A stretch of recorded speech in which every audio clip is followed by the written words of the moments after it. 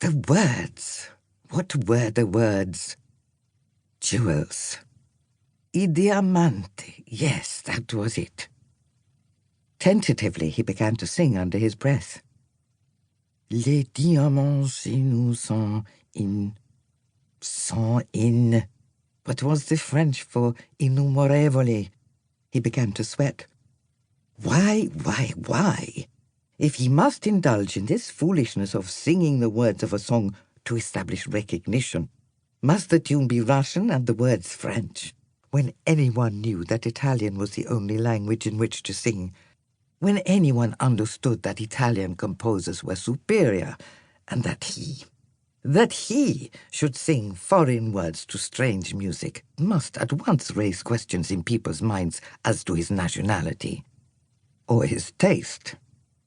Elio Montoni appraised himself as an artist, pure and simple. The adjectives were flights of fancy, for by nature he was impure and devious. He could overpaint an old master or underpaint a modern student with equal facility and reasonable ability. He could, and did, produce an efficient facsimile of any picture he was asked to copy. He could, upon demand, ghost replicas of genuine old canvases which, discovered in some attic, had been borrowed to determine their authenticity. Should such a painting then prove to be of value, Elio's efforts would be returned with assumed regret to the unsuspecting owner as worthless, while the original could be discovered elsewhere and sold. To summarize Elio Montoni's potential, he was a small man by nature, a painter by profession, an Italian by birthright, a singer by birthright, and currently a courier for the distribution of spurious banknotes by force of crooked circumstances. It was this current occupation to which he took exception. In his youth, Montoni, in common with many aspiring novices in crime, had overlooked the disadvantages of his chosen career. Crime may pay, but the large rewards are reaped by the barons of the industry. For the rank and file, work is irregular and depends upon demand. It is a sad comment on the progress in industrial relations that little thought and no effective action has been taken to improve the lot of the evildoer. A man employed in a protection racket himself has no protection. There is no trade union to act on his behalf, and should he strike, he will be struck down. For society has not yet evolved a law to safeguard the career of the lawbreaker.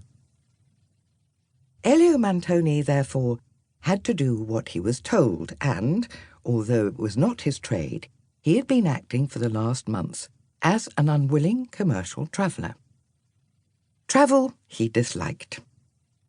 In this case, it also involved danger, which he detested, and all the mummery of signs and passwords, which he despised.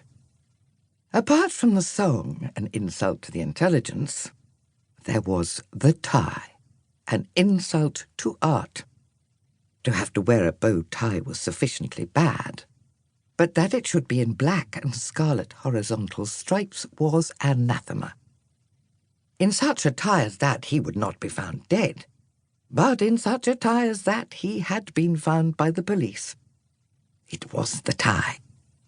The tie, he was sure of it, which had led the police pigs into searching him. It must be evident even to their dull minds that such a man as he would not wear such a tie, except from some base motive. Those pigs of the police to stop him at passports, and would he mind stepping this way? Nothing personal, simply that some passengers, picked at random, were asked to cooperate in a check for drugs. No, it was not necessary to strip, just the coat, the trousers, and the shoes would do. Then quick hands patting him to ensure. Apologies, nothing personal. They were certain that he would understand. Yes, he had understood. With his suitcase already there in the room waiting for him to produce the keys, everything unpacked, repacked, his briefcase emptied, refilled and returned, and their pretend lack of interest in himself.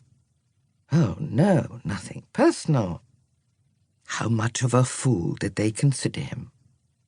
Elio Montoni took a deep breath through his nose and expelled it slowly through his mouth to control nerves and clarify the brain.